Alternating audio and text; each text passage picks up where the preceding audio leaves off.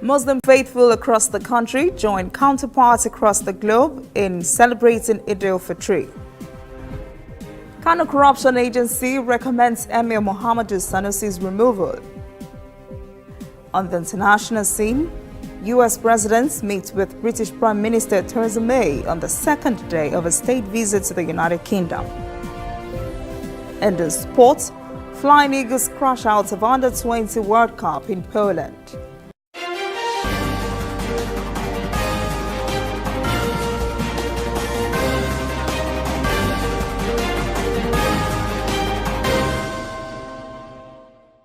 This is ANN News. I am Olajumoke Olatunji. Nigerian Muslim faithful and their counterparts around the world are celebrating Eid al-Fitr today. This follows 30 days of fasting and prayer, during which Muslims are required to pray more and engage in more charitable endeavors. Increased self-discipline is also required of Muslims during Ramadan. In his Eid message, President Muhammadu Buhari praised Nigerians over the conduct of peaceful elections this year. He assailed those he called doomsayers who had predicted social disharmony and the possibility of holding no elections at all. In his statement, the president reassured Nigerians that they will never regret voting for him for a second term. He promised that every voter will feel the positive impact of his government. He urged Nigerians to use the Ramadan period as an inspiration to do good at all times. The president said when the Ramadan celebrations are over, the virtues should remain and be sustained. Lagos State Governor Babajide Sanwo-Olu also had a message for Nigerians as he celebrated Eid al-Fitr with Muslims in the state. He urged Nigerians to always focus their actions on achieving peace and progress in the country. Mirroring some of President Buhari's admonition, Sanwo-Olu also said the lessons of Ramadan goes beyond spiritual uplifting to also include lessons in tolerance and peaceful coexistence. He called on every Nigerian to play his role in strengthening peace and harmony in the country. Sanwo-Olu said abstinence from food and other luxuries during Ramadan would have taught all that patience and perseverance and courage are key values to spiritual and material success. The governor urged Muslims to pray for peace and progress in Lagos in particular and in Nigeria in general. The admonition did not stop there. Catholic Bishop of Diocese of Oyo State also congratulated Muslim faithful on the completion of the Ramadan and urged them and the entire Nigerian population to continue living peacefully. In a statement he released in Lagos on Tuesday, Bishop Emmanuel Badijo said Nigerians must collectively fight the social vices that confront the nation. The bishop said we are all children of Allah, who is God of love, harmony and peace, who has brought us all together.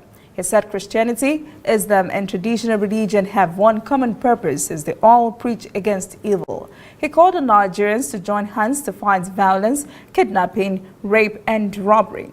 Bishop Badijo also urged Nigerian leaders to develop a spirit of service and justice, which authentic Islam preaches, so they can serve God, the country, and humanity well. As the nation celebrates Eid al-Fitr, it is almost certain the Emir of Kano, Muhammadu Sanusi III, had other concerns on his plate as the full interim report by the Kano State Public Complaints and Anti-Corruption Commission has been released. News Agency of Nigeria is reporting that the document has recommended to Kano Governor Abdullahi Ganduje to suspend the Emir for alleged misappropriation of 3.5 billion naira. The report, also read by ANN, also listed several financial irregularities in the Emirates to the tune of millions of naira, including payment of millions of naira to companies the commission said were non-existent. The report also said monies for some other projects like travels, hotel accommodation, telephone calls, fuel and other were either inflated, mismanaged or diverted. To politics now, the All Progressives Congress has expelled from the party the immediate past governor of Zamfara State, Abdulaziz Yari, for allegedly ruining the party's chances, causing it to lose the states to the People's Democratic Party, PDP. The party also expelled its Deputy National Chairman North, Lawali Shoaibu, for allegedly conniving with Yari to sabotage the party's National Working Committee during the botched primary elections in the state. A statement jointly signed by the chairman of the party in Zamfara, Alhaji Suraja Garba Mai Matako, and the publicity secretary, Mohammed Bello Bakiasua, said the expulsions were as a result of the electoral misfortune to which Yari and his co-travelers exposed the party in Zamfara state. The party recalled how the former governor frustrated its efforts to conduct primaries last year, thus laying the foundation for the electoral debacle that befell it in the state. The party has asked the two to immediately surrender all the belongings of the party, including funds in their possession.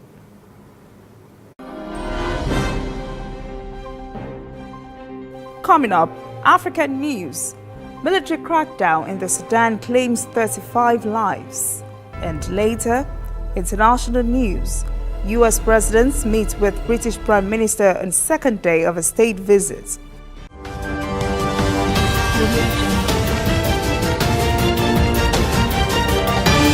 You are watching ANN. This used to be me.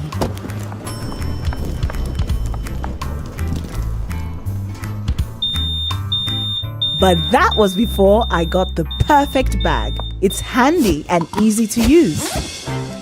All I need in one compact space, just like my MTN Extra Value plan. I used to get one plan for my calls and then try to remember which data plan worked for me. Roaming was a totally different ballgame. Not anymore. I've got the MTN Extra Value all-in-one plan. If you're a data buff like me, you get extra data with some talk time. And if you like to make calls, you get extra talk time with some data. And when I'm abroad, I automatically browse, chat, and call right on the same plan. MTN Extra Value was made just for me. More of data or calls, whichever one you prefer. MTN Extra Value is made just for you.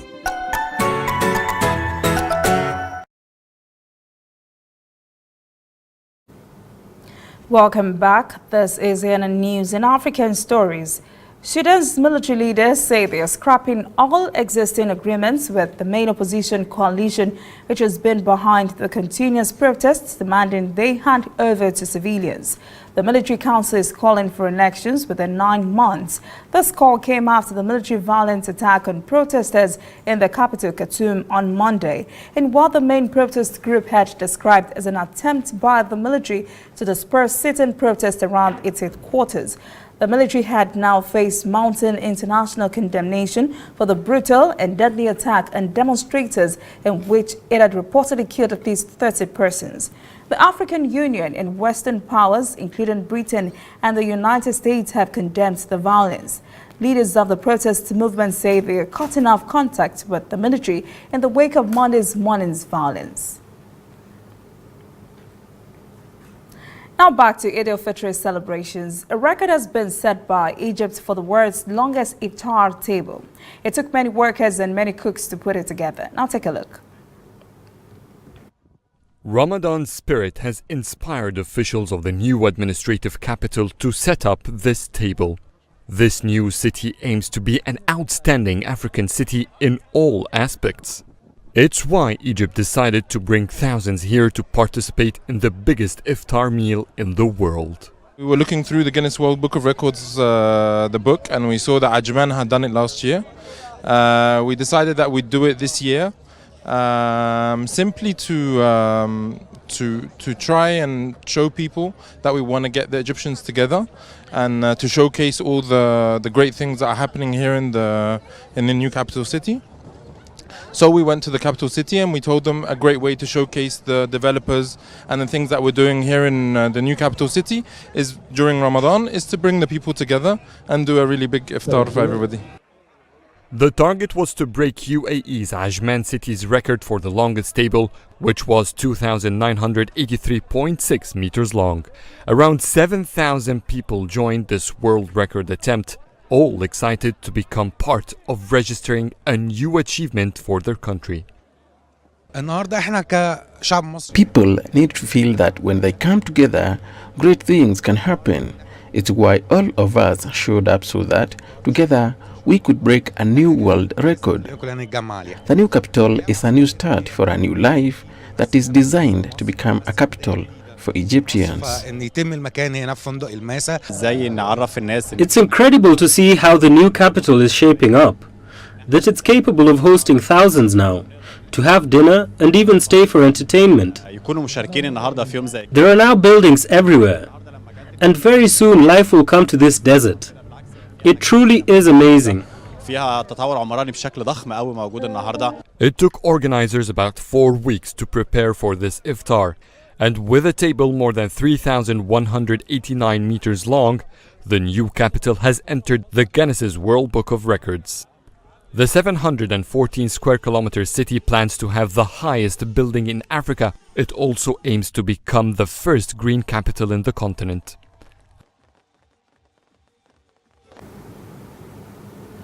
The message of Ramadan includes charity, giving, patience and self-discipline. Well, a group in Senegal has tried to involve itself in charity work during the Ramadan, handing out food to the needy every day of the Ramadan fast, and many less fortunate persons benefited from the act. Before the sun sets, members of the Jeunes des Rems get to work. They're preparing bread and tea for passerbys and cars. The group came together before the start of the holy Muslim month of Ramadan. They wanted to create a way to give back to those in need. Since the first day of Ramadan till now, we are giving to those in need for the breaking of the fast. We are providing the bread and tea. During the month of Ramadan, able Muslims are obligated to fast from sunrise to sunset. They're also encouraged to give to charity as well as their communities. You know, the month of Ramadan is one of sharing and forgiveness. It's important for Muslims to engage in this. Share what they have with the most poor. Give to people so that they don't need to go look for food. So show what we have and sharing joyfully with others. That's what's important. The Jeunes des Rems started by using funds gathered from members of the group. They then started reaching out to the neighborhood for help. We wrote letters asking for support and gave them to figures of authority in this neighborhood. They all gave what they could, and we thanked them for their contribution. The loaves of bread and piping hot tea are passed out to anyone who comes by. Drivers stuck on the road as the sun sets also don't have to fret about not being able to break their fast. What they're doing here is good. Those who don't have the means to break the fast can come here. They can get a piece of bread, some coffee or tea. As Ramadan comes to an end, the spirit of giving continues here. When we return, international news. U.S. President meets with British Prime Minister on second day of a state visit. And later, sports. Flying Eagles crash out of Under-20 World Cup in Poland.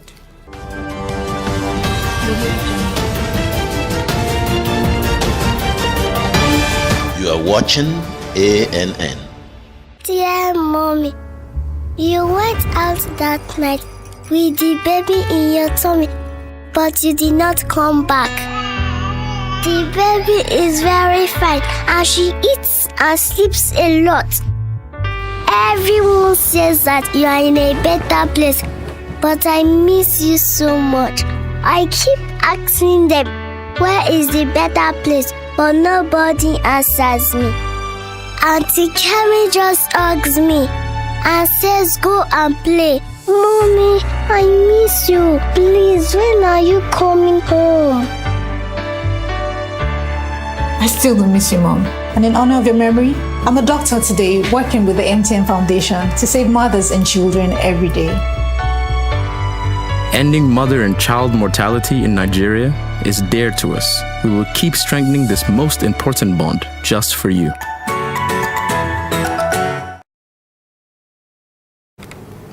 Welcome back. This is ANN News. Now to international stories. Today is the second day of President Donald Trump's state visit to the United Kingdom. His main agenda for the day was a meeting with Prime Minister Theresa May. While no world leader has taken a stand on Britain's internal politics, Trump has expressed support for Britain leaving the European Union. He says the UK can have a favorable and substantial trade deal with the US after Brexit. Massive protests against Trump have been staged across the UK. The size of this protest have never been seen here against any visiting foreign leader. Trump's approval rating in the UK is only 21% as opposed to 72% for Barack Obama. The two leaders are expected to have discussed the UK's position on climate change and Iran.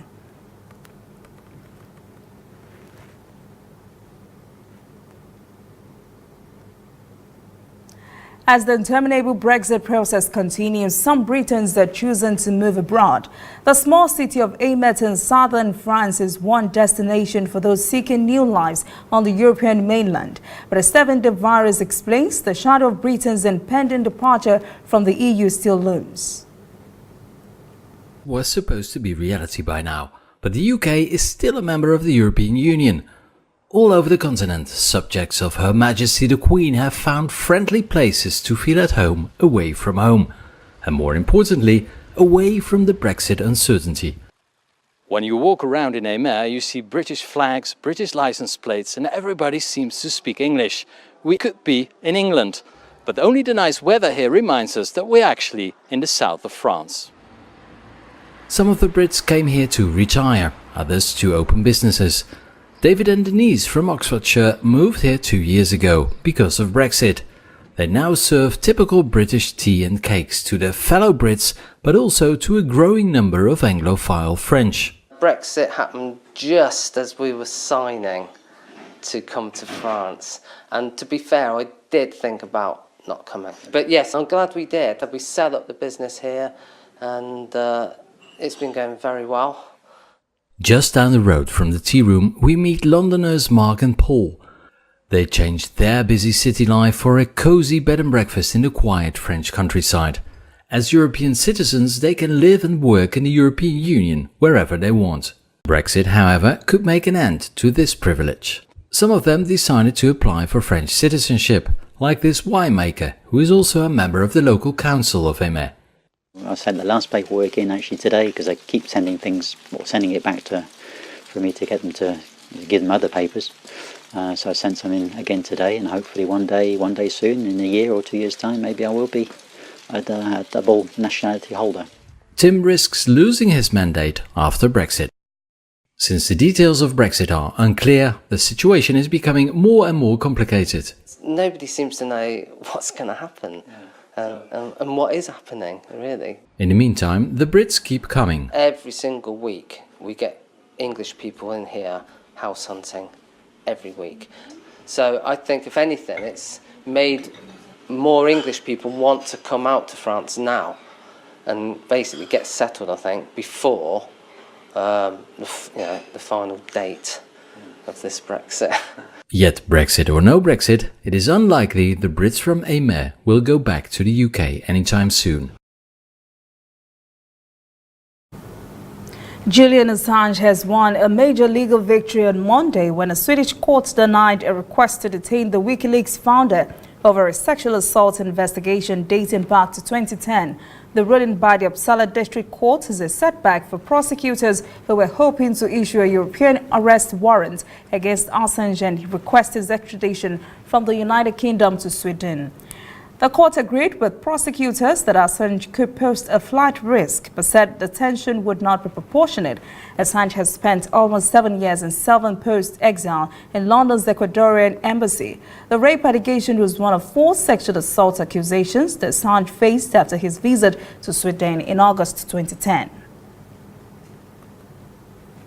Venezuela's political crisis appears to be reaching boiling point amid growing efforts by the opposition to unseat the socialist president Nicolás Maduro. The South American country has been caught in a downward spiral for years with growing political discontent, further fueled by skyrocketing hyperinflation, power cuts and shortages of food and medicine. More than 3 million Venezuelans have left the country in recent years. Venezuela, a country in crisis. Millions have fled the economic collapse. The government and the opposition are at each other's throats. We wanted to get a snapshot of the country at this moment in time. As we travel through towns, we notice how many stores are closed. We stop by a hairdresser's. Johan Ascanio owns this shop. He says since the escalation of the political and economic tension, business has collapsed. This is down by 80% because of the situation in the country. We survive with the few clients who still come. Every day prices rise and we can't keep our business on track. He was preparing to close for the day when a client entered. Fatima Pimentel says many of her friends can't afford the beauty salon, needing to spend the money on what food there is. Still, a trip here can be therapeutic in stressful times. Venezuelans are polarized. In the middle of the polarization, there are millions of so-called ninis, those not convinced by the government or the opposition. Janet Salazar is one of them. She and her husband have been cattle ranching for years, but with the meat market slowing down, they decided to invest in a coffee processing plant that had been shut down 5 years ago. She says that given the current challenges, Venezuelans have to constantly look for opportunities. This situation has led us to search for new ways to survive, to keep going, to produce. Life is about working. We're passing through a critical time, but I have faith in Venezuelans. We'll get through this. Food shortages have people trying to grow their own supplies. Aurelini Macari started this urban farm for people in her neighborhood.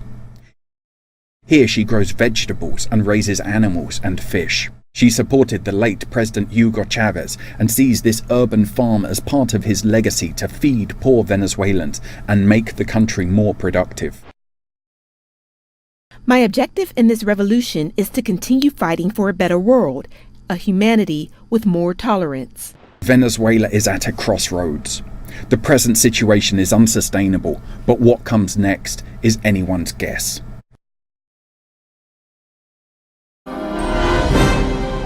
Still ahead, sports. Flying Eagles crash out of Under-20 World Cup in Poland. Please stay with us.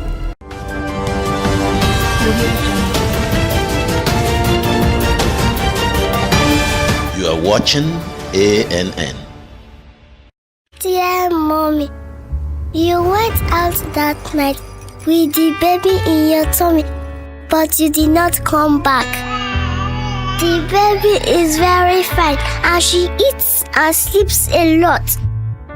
Everyone says that you are in a better place, but I miss you so much. I keep asking them, where is the better place? But nobody answers me. Auntie Carrie just hugs me and says go and play. Mommy, I miss you. Please, when are you coming home? I still do miss you, Mom. And in honor of your memory, I'm a doctor today working with the MTN Foundation to save mothers and children every day. Ending mother and child mortality in Nigeria is dear to us. We will keep strengthening this most important bond just for you. Welcome back. This is ANN News Sport.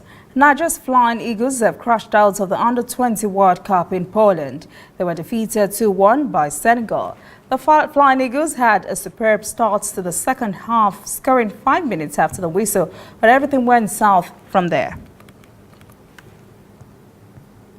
South African track star Caster Semenya will not need to take testosterone-reducing medication to compete after a Swiss court temporarily suspended a new IAAF ruling. 28-year-old Semenya lost a challenge to the Court of Arbitration for Sport against the implementation of a restriction on testosterone levels in female runners. The ruling would have affected women competing in 400 meters to the mile. IAAF has yet to receive notification of the new Swiss court's decision. That is ANN News this evening. Thank you for joining us. For details on this and other stories, visit our social media platforms and join the conversation on Twitter, Instagram and Facebook at ANN Africa TV. I am Olajumoke Olataji. Have a pleasant evening.